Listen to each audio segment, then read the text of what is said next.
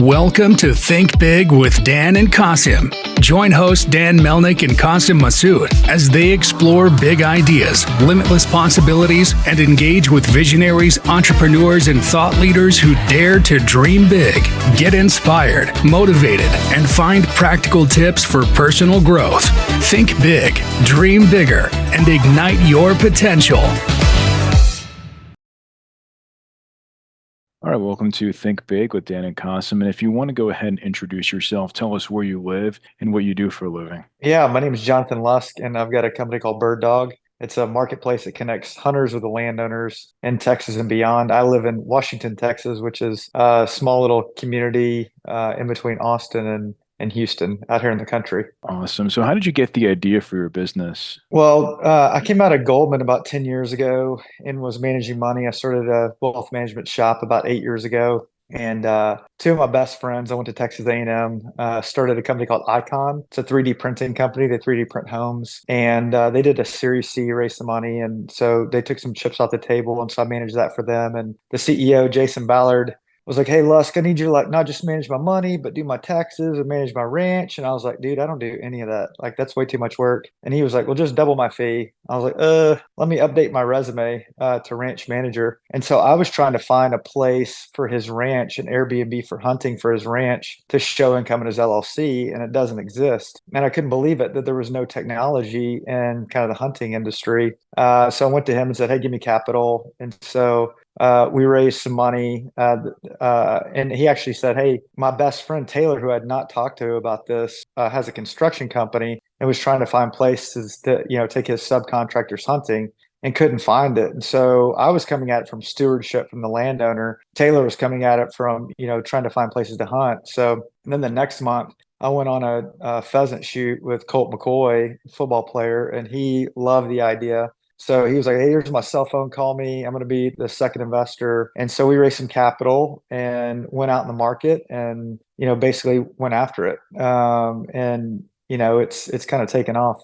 Awesome. So like as of now, right, can you describe kind of like what the customer experience looks like? So like when somebody lands like on your website, like what does that look like? Yeah, so if you go to birddogit.com, you're going to come to a website. You're going to see different experiences that you can go hunting. You can search by price, by species, by location, and it's effective like an Airbnb for hunting. And so in Texas, 95% of the land is privately owned. So if you want to go hunting, you typically have to be invited or understand the lease game, and it's rarely on your own terms. So the dates may or may not work. When you show up to these places, here's a list of animals that you can and can't harvest. And so it's really not market based. If commercial operations do have a website, they're very challenging to find. So they might be on the 8th page of Google. The pictures might be 20 years old and it might be like, "Hey, call for pricing." And if you're trying to find a hunt, you don't have time to go call 10 different places and compare and contrast opportunities. And so on the supply side of the market, which is the ranchers, we go to them and say, "Hey, we're going to sign a contract. We're going to take photos of your ranch. We're going to work with your biologist to see what game's available. And then we're going to price it. And then we're going to hit marketing and focus on high net worth individuals and corporate groups who can come on your ranch on the dates that you're not using these ranches." The ranchers like it. The typical ranch owner has sold a company or has got a lot of money and has purchased these ranches for recreation for themselves, but they're also an LLC, so they've got to show income. And they're typically in a trust where, one kid in the trust loves to hunt, the rest don't really care, but everybody gets capital called for property taxes and feed bills and insurance. And so they're trying to make like 50,000 to $500,000 maybe a year. And so like, hey, we can drive that traffic, using technology and creating a marketplace to your ranch when you want them there. And when you don't want them there, we'll black those dates out. And so, if you want to market the ranches, the hunt yourself, great. We'll just be kind of ancillary service to what you're already building. So we went from, 10 ranches in season one. We've got 30. We're going to grow to anywhere from 65 to 100 this year.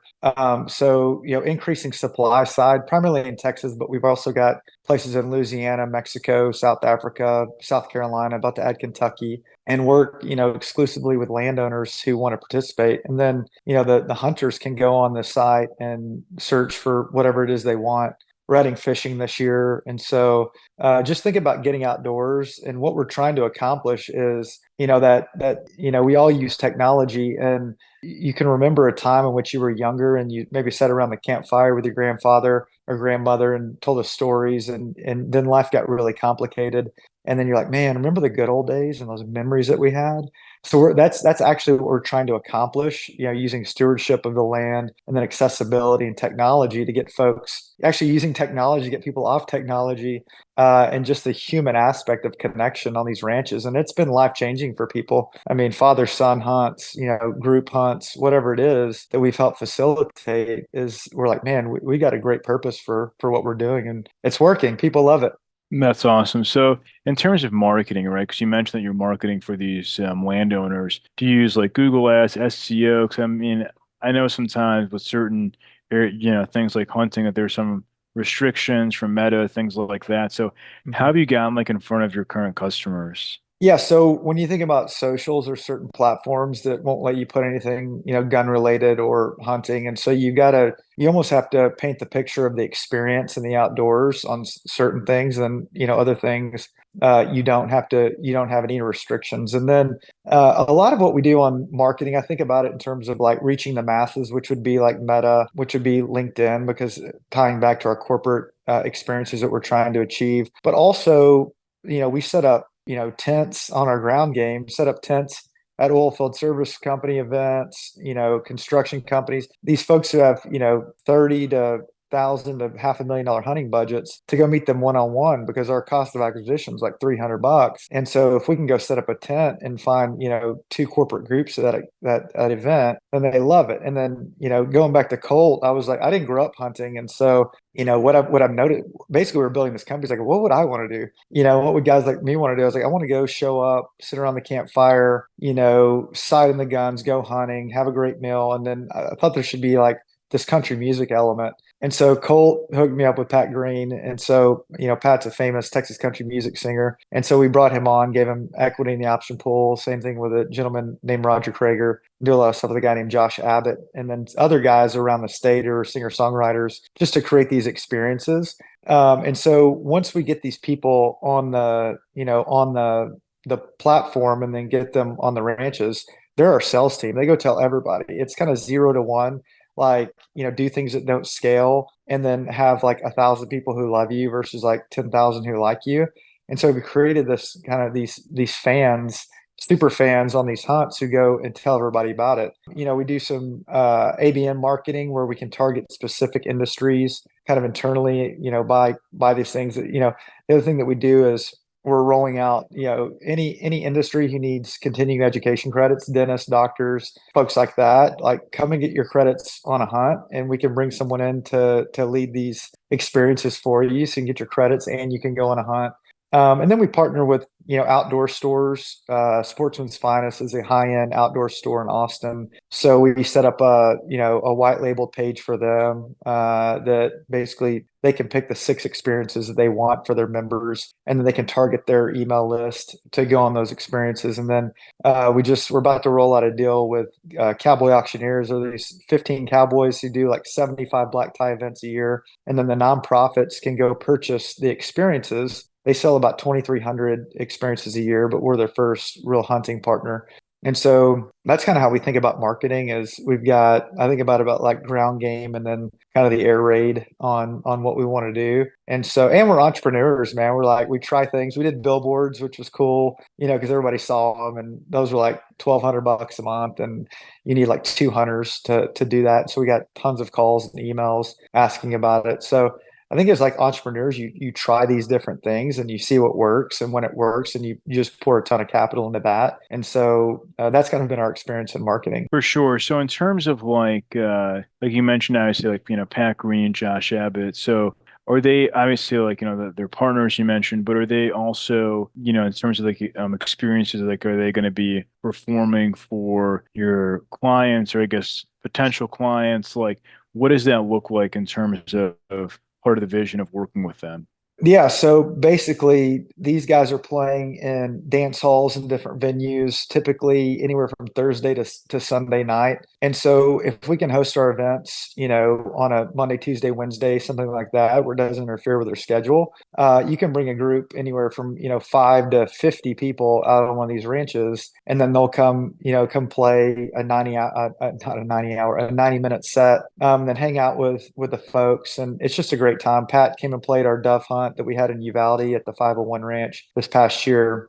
He was phenomenal. So it was 3 days of hunting, dove hunting. Everybody limited out all 3 days. You got a chef doing the meals. Pat comes and plays, and then hung out for a couple hours after. And then he takes off and goes to his next thing because he has a show the next day. And then Josh is a huge hunter, so Josh will come and hang around the campfire and play, and then he wants to hunt. And so and a lot of these guys just love to hunt. They love to be out in the outdoors.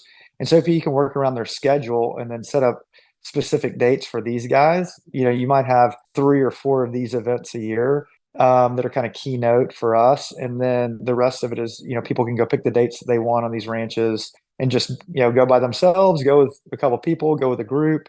So we try to, sprinkle in these unique experiences for folks throughout the year. That's awesome. Yeah, like I've seen them both perform at Billy Bob's in Fort Worth. So it's like a Yeah, pretty they're awesome. They're awesome individuals, a lot of fun. And it's great just to become friends and business partners with guys that you grew up listening to, who kind of, the music still comes on. You're like, man, this is awesome. Yeah, for sure. So obviously now in 2024, companies are looking for the best use case for things like AI. So do you guys use AI in the business? And if not, like where do you think may AI could come in and help you guys out in 2024? So one of the biggest things that we're doing right now is we created what we call a Bird Dog Ambassador program, where we are partnering, and think of it like an Airbnb superhost. So we're partnering with ranch brokers and people who are connected with the outdoors and ranchers. And so they will go and sign up the ranches. They've already got the photos. They talk about pricing, get a contract signed, and then they're uploading the photos, descriptions, all of those things onto the platform. And then they can create their own packages and experiences. And so where we've used AI, over the past 6 months is to write descriptions for the ranches because they're coming in so fast. So it's like, hey, I can put in a couple of pictures into GPT or a brief description of where this is, and it spits out a better description than we could ever write of that ranch, and allows us to scale quickly. I mean, we've got 30 ranches, but imagine when we have 30,000 ranches and they're coming in quick. It's like, how do you get to scale and write descriptions? And with a lot of people that may or may not want to think through, they have a vision for what it should look like, but not how, you should explain it. And then it gets out to the market and they go, oh man, this is awesome. So that's how we've used it so far. But want to do more. I mean, I think that it's going to be pivotal in the future, and we want to be a part of it. And just like we've learned to build this company and learn from smart people, it's like the same thing I think in the future with AI. Like embrace it and use it to your advantage because it's the future. For sure. So what would you say is like your biggest priority for the business in the next few months now that we're in 2024? Engineering, like finding awesome engineers, because when Taylor and I started this company, we're not technical guys. Like I'm sales, relationships, can build deep relationships quickly. And then Taylor's an operator, and so we had a false start on the technical side. We built it on Shopify first, and now we built it on our own platform. But finding those engineers to keep up with kind of the supply and demand side, to go, hey, like how do you prioritize from a product perspective? What features need to be rolled out next? And then what are the front and back end engineers doing in quality assurance, to go execute on it? It's kind of it's a push and pull with us all the time of like, okay, we're caught up on engineering, we need to go sell more. Okay, the ranches and the sales are coming through. And these people, 10 different people have told us we need to add this feature. Let's get it on the product roadmap and go execute it. And so that's the biggest thing for us, because, is first, how do you get the supply side? And then it's okay, now we need to drive demand. Well, interest rates are like through the roof. And so corporate budgets were cut last year. So guys who came in season one, who might bring 10 guys, brought 4. And so like, well, let's go knock it out of the park for those 4 guys. And let's go get, the companies that are going pheasant hunting in, South Dakota, and go take them on a quail hunt in the panhandle of Texas. And we could still capture that revenue for ourselves, but also know that this is a very challenging year because our focus is on corporate guys. I think, rates are going to come down this year, and you're going to see, budgets come back, plus the partnership with the cowboy auctioneers. And it's like, hey, and I talked to, our fractional CTO this morning. It's like, hey, we've got to ramp up engineers from, 3 to 5 in the next 60 days so that we can go execute on it. I think that's the biggest thing that I'm thinking about as we speak. But as you know, it's like when you're building a rocket and, flying on it, like you pivot every probably 30 days. I think like when you hit like 50% growth, things break. And when you're doing that like 3 times a year, you constantly have to pivot and think and continue to grow. And that's kind of where we are in kind of the, this time in our company. Sounds great. Yeah, I mean, engineers are definitely challenging to find. I mean, I can speak firsthand, in terms of like we have engineers ourselves, but we always hear that from people. So, what would you say is like the one biggest piece of advice that you wish you knew before you guys started this company? To find somebody technical early. Because you think like some people said, hey, there's some low code things that you can find that you can just white label. And then we use Shopify, which is great if you're selling like shirts or hats or things like that. But the way that the experience works with us is someone books a hunt, they pay a deposit, they come on the ranch, they go hunting, they might harvest a couple more animals, you have a final payment, and then you want the rating and review. So it doesn't really work. It was great for MVP, but it wasn't great for this, for the next phase of functionality of what we need on the website. And so that's the thing that I wish I knew. The fact that I didn't know much about hunting was like an advantage to me because I don't have any of the, it's a very political thing even within the hunting community. Are you hunting high fence or low fence? Rifle or bow? And like those are conversations that I don't care about. I care about like happy hunters and like seeing people's lives change. And so when you come at it from a different angle, and I respect all these people, and they're very subjective. Like it was actually an event. That's what Krager told me. He's like, man, I'm going to get in this deal because you're not you didn't come from this industry. And so you can kind of, because I think about it from a wealth management perspective, like how do I get people to create experiences where they're happy and they want to do it and have fun. And so it's been cool to learn along the way. I mean, I went on 22 hunts the first year. So I got 22 years of lessons on hunting that I didn't have otherwise. So it was kind of like ignorance is bliss to a certain extent. But, the technology stuff is something that I've really spun up the last 6 months. And, there were no fatal flaws involved in that process. But that's something that I wish I had, supplemented earlier on. For sure. So, if we're going to have this conversation again in 1 year from now, where do you see things going for your business? 1 year from now, my goal would have anywhere from 75 to 100 ranches on the platform, kind of all over the world. Right now, we're in South Africa and Mexico, but hit Argentina, hit Alaska, hit Canada, and have hundreds, if not thousands, of hunters who have come through the platform with all 5-star experiences and know that the flywheel is going, that all of the labor that the team has put into this, it's like, man, it's taking off now, because when you're working 12 or 15-hour days every day and all your team are A players, it's going to work. And then I would want to tell you, like, when we're like successful in terms of like monetary things or whatever, like that we said we didn't miss out on the chase. Like we became better human beings in the process. And you hear this all the time of guys who sell these big companies and like, man, I just miss the grind and how hard it was and the uncertainty. But that's what drives you. It's like you're building something that doesn't exist. And so that's what I hope that, when we talk in a year or whatever, is like I think that the financial success and all the things are going to happen, but it's like, who did you become, Lusk, in the process?